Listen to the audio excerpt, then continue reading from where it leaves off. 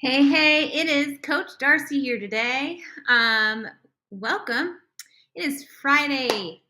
Friday means it is the last day of a lot of schools. It is nearing the Christmas season, and I just wanted to say Merry Christmas.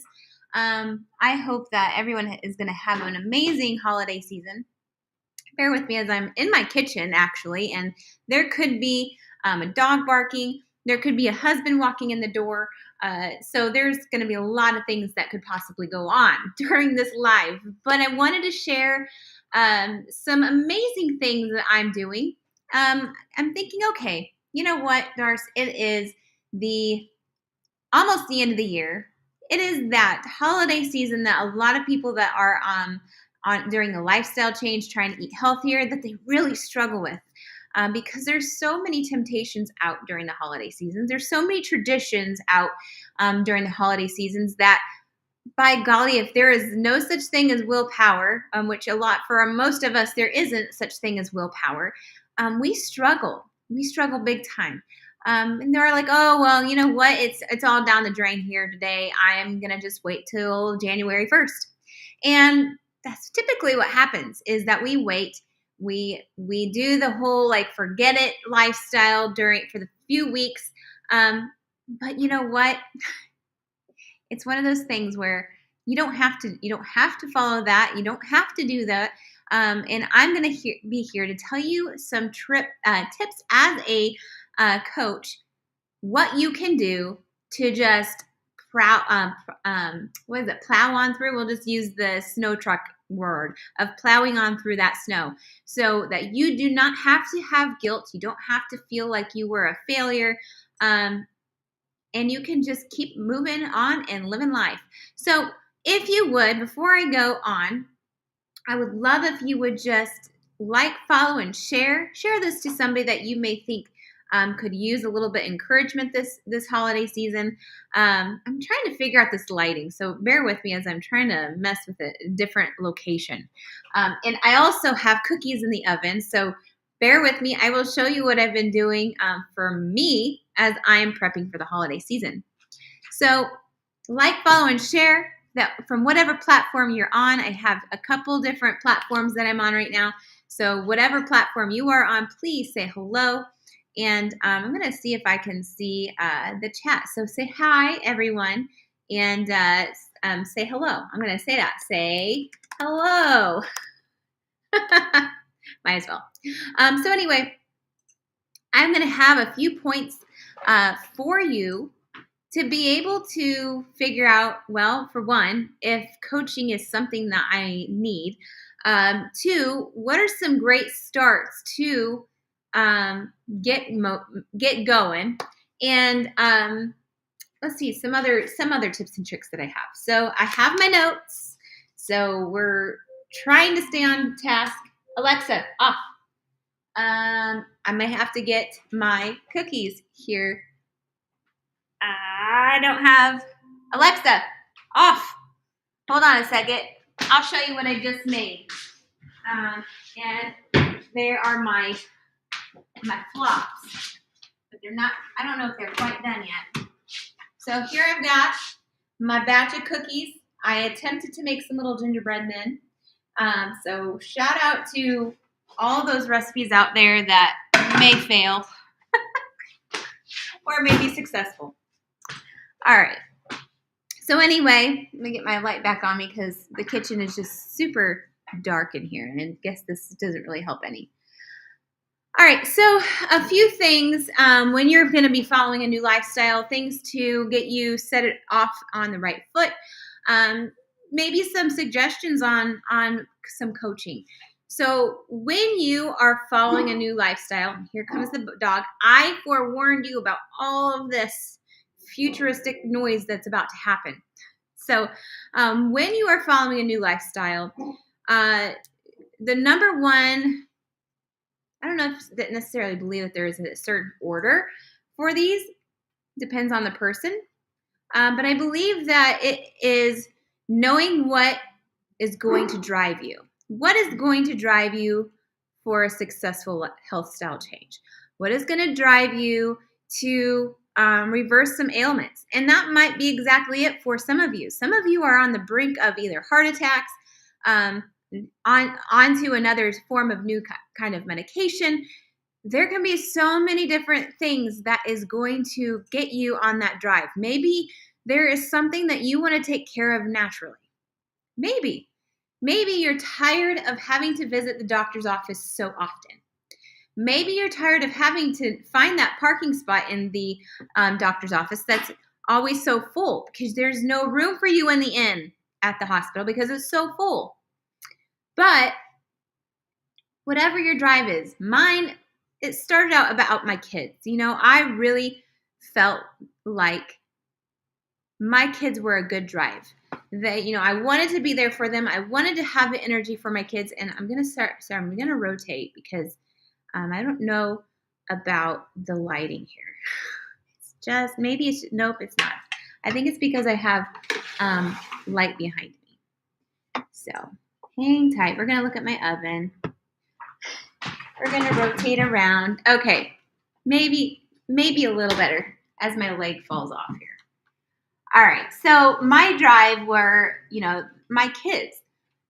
I wanted to be able to be there for my kids. I wanted to be there for all they're boys, so they're super active, and I wanted to be a part of that. Before I was I had depression. I didn't want to move. I got annoyed with every little thing that they asked me to do. I felt like a terrible mom because I just did not want to involve myself in what they wanted to do, which was terrible. Now that I think back about it. So that is a good start. What if you have your kids all grown? What about those grandkids that you're going to have or possibly not have, but even just whatever kid that starts to enter into your life, what about them? So it's a good start, a good drive. So that's kind of it. Not the only thing out there. There's so many different options, and I did not know what my why and my drive was up front until I started in on my journey a little bit more. And then I realized, man, I don't have to have my thighs rubbing against each other and chafing all the time. I don't have to, when I'm trying to run, my booty is not slapping the back of my head because that's where I carry all of my weight is in the lower half. But I didn't have that to worry about anymore. And there were little small scale victories that were occurring that I absolutely was like, oh, I never thought about that before. It was awesome.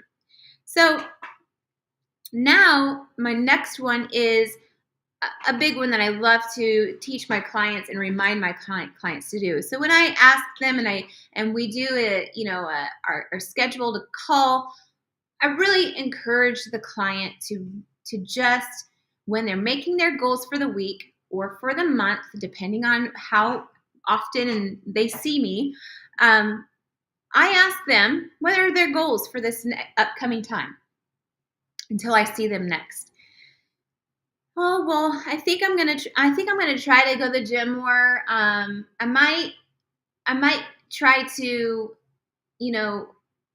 really lessen my carbs. I think I could probably see, this is so flaky. Like, those words are so flaky. So I teach my clients and I tell them, okay, cool. Well, let's use some power words. And when you are going to do those events that you want to do, I want you to use your power words. So when you are going to do a new health style change, use the power words like I am going to, I will do this, I'm going to.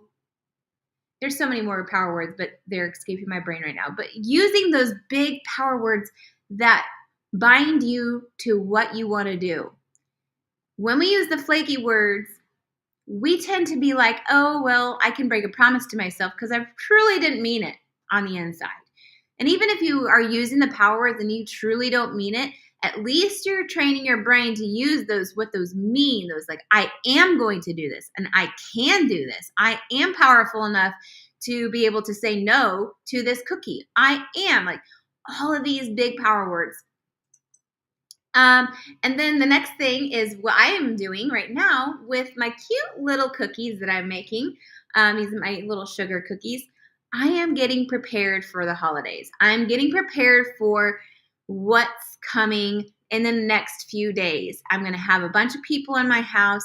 I'm going to be having the holidays of Christmas and all the traditions happening over this weekend. And it is an overload of triggers and overload of people and an overload of events that are happening. So being prepared, pre-thinking and pre-planning out, what am I going to have that, is going to be something that's not going to cause me to fail.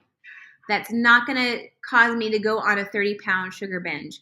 That's not going to cause me to feel, like a keto martyr. Those types of, woe is me, I can't do this. Well, you can if you prepared yourself. The next one is when you are letting your chaos start to overwhelm you, that leaves a huge gap for weaknesses, huge gap for those triggers to be there and shining its bright, shiny face at you.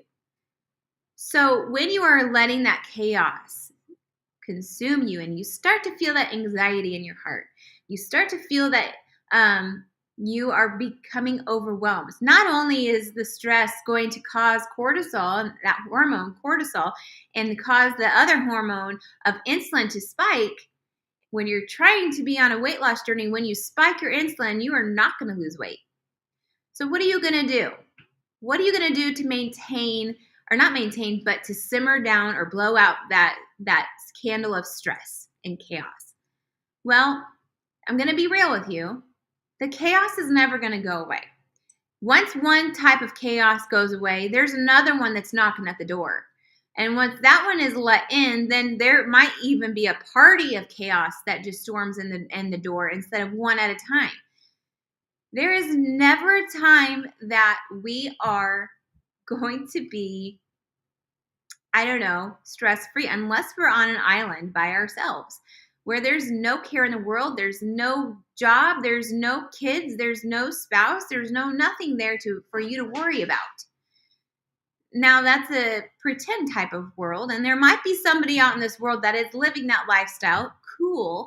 But in all reality, that is not who we are. We are living in this chaos. And so when we try to fight against the chaos, we get overwhelmed because we have so much to do. But the most of the time, we are letting it happen. So using that power word of no, which is a complete sentence, to be able to move forward and lighten up the load.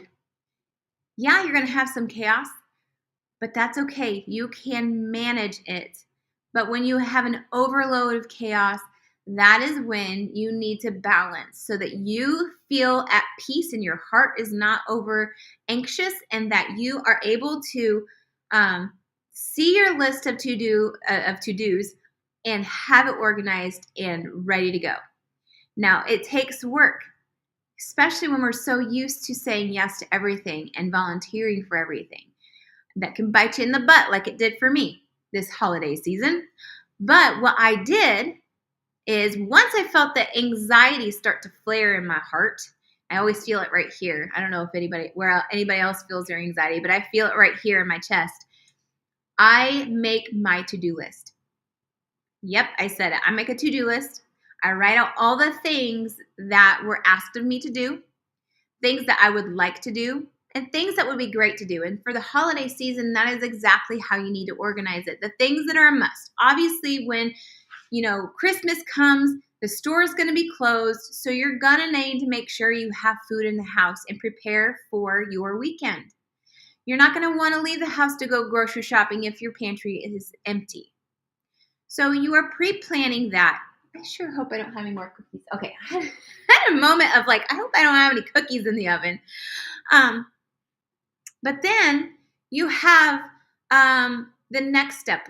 For us, we have the boys' traditions, what they like to do. So we have our elf that's here that needs to, have a space for him to do a special activity every single day, making sure that those things are aligned and set up. And then the way I did it, it might be the lazy man's way, but if you can afford to hire somebody else to put those those events together, then please do that. But there's just simple traditions like that it could or could not happen. Is it going to be the end of the world if this certain tradition is not done this year?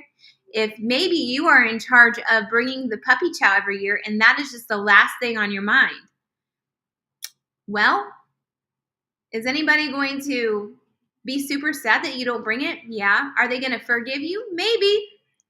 If it's not done, there's going to be something else. So those are just some examples. So we're kind of controlling that form of chaos. So instead of fighting against the grain of chaos, that's how you control it. You can pick and choose. You can say, well, this pan has been on my kitchen is a hot mess. The hot mess is going to be there tomorrow. I know that sounds like, somebody with OCD couldn't handle that, which is fine. But if that is the thing that's causing you to have anxiety, it's always going to be there tomorrow. So some things can be put off, especially if you are stressing about it. And I know that there's other options. If it is like right now, my kitchen is a hot mess because I'm baking.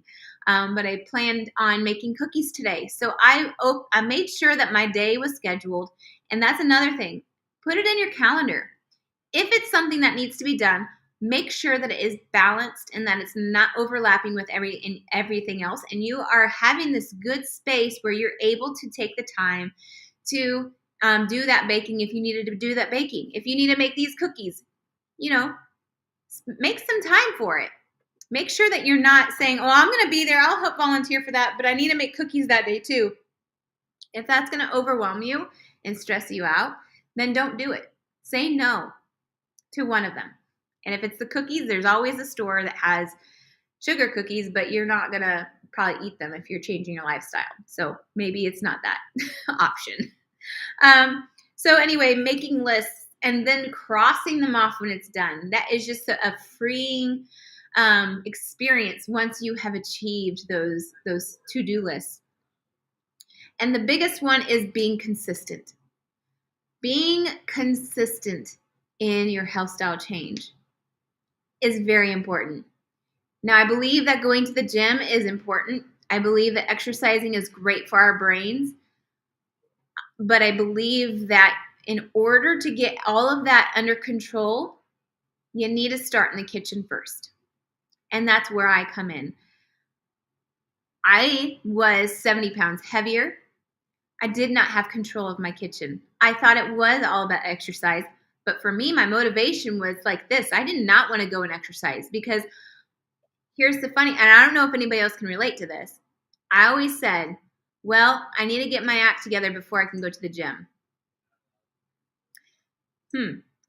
I need to get my act together. I need to lose some weight before I go to the gym. That was my thought. And that is not how that works in that mindset. For a lot of things. Yes, you can lose your weight without going to the gym.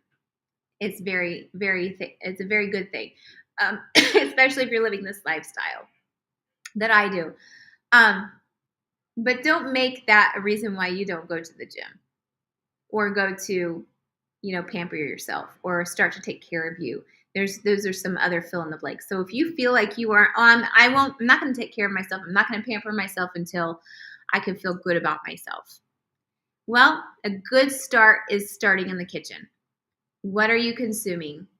Are you having a bunch of those synthetic man-made oils in a lot of your foods? Are you having pre-boxed foods in your meals every single day? Are you going through the drive-through every single day? Are you going to the grocery store and getting the pre-made stuff, the salads and all those things that you have no idea what ingredients are in them? Are you doing all that stuff? Another one is, for me, when I was wanting to get healthy, I thought, adding quinoa, switching things over to like whole grain pastas, whole grain breads. I thought that maybe even when I did lose 30 pounds once, when I just cut out the carbs and sugars, but I was still eating a lot of sugar-free stuff and I did not track anything. That was not sustainable. I had tortilla shells. Like, I was having all the convenient things. I was not consistent. I lost the weight, but then I gained it all back until I found a sustainable lifestyle, until I found what I can do in the kitchen that maintains my physique and makes me feel happy. Then, yeah, when I had the energy and had the drive, I did go to the gym because I knew it was good for my brain. I knew that building muscle is amazing, but it's not the only thing. It's all about balance. You can't just do one without the other. You can't, and another random thought today. I'm sorry. I'm not sorry, but there's lots of randomness. When I did go to the gym, I went to the certain gym and I'm like, you know what? The gym has so many unhealthy ingredients. Like, people are throwing away these cans that are just full of sugar, and then they go and work out, expect to have this physique that they want. But has so many unhealthy wrappers that people were eating. I've found like Tootsie Rolls. I've found Dum Dum things in the that's what they're giving themselves for carbs, I believe. Like, they're upping their sugars with the Dum Dums, the suckers, things like that. I'm like, how is this exercise world healthy? It's really not. So there's just so many thoughts about that, and I kind of went on a soapbox in a tangent. But focusing on consistency is going to get you to where you want to be. If you have a certain physique in mind, then you've got to do the work. You've got to have the drive. You've got to have the power words. You've got to be prepared. You've also got to track. And if a lot of that sounds overwhelming to you, then get yourself a coach, because this coach has been through it, knows what to do, knows how to get out of the mud when you get in the mud. And it's not just the one time that you're in the mud. You get in the mud several different times throughout your seasons. I know how to get out. So before I wrap things up, next year our program prices will be changing and will be raising, because that's our economy. You know, we don't want to raise our prices, but everything that gets us running and going, it is upping it's like basically making us not be able to function very well because of how much things are being charged. So we do have to do that. So if you want to lock in your price, if you want to get into some coaching, but you don't want to start until January, lock in that price now before the end of the year, and then start January. I've got some clients that are ready to start on Christmas Day. That is awesome, because what's the difference between Christmas Day and January 1st? Not sure. So get on board. If you need a coach, I am here. And I have several different packages. I would love for you to make more so a schedule a call with me, so then we know what package would work best for you. Because we have so many different programs, we need to do a health assessment to see what one you need. So I currently have a ageless keto group going, and they're doing amazing. I'm super proud of them. But I too am doing our ageless keto program, and I feel amazing. I believe that I was in a steady maintenance mode for a really long time. And then when I started to try to lose weight, it didn't do that. So then I started this ageless keto, and lo and behold, things are moving on the scale again. So it just is amazing. I feel amazing. It's just, I love it. Anyway, I hope you guys have a fantastic Christmas. Please put yourself first in your health world. Stop putting yourself aside, because you are draining your cup, your energy, your I don't know if there's a word that I'm looking for. I'm sure there is a word I'm looking for, but that your cup needs to be refilled and replenished as you are handing out the other remains to everybody else. You need to put yourself first for that. You are not being selfish. So put your health style change first, and then you can help continue to give and be replenished and replenish other people as well. So I hope you have a fantastic weekend and a fantastic Christmas. We will talk to you all later. And I don't even think I have like a closing video for you. I might. Oh, we'll do this one. All right. Have a fantastic rest of your day.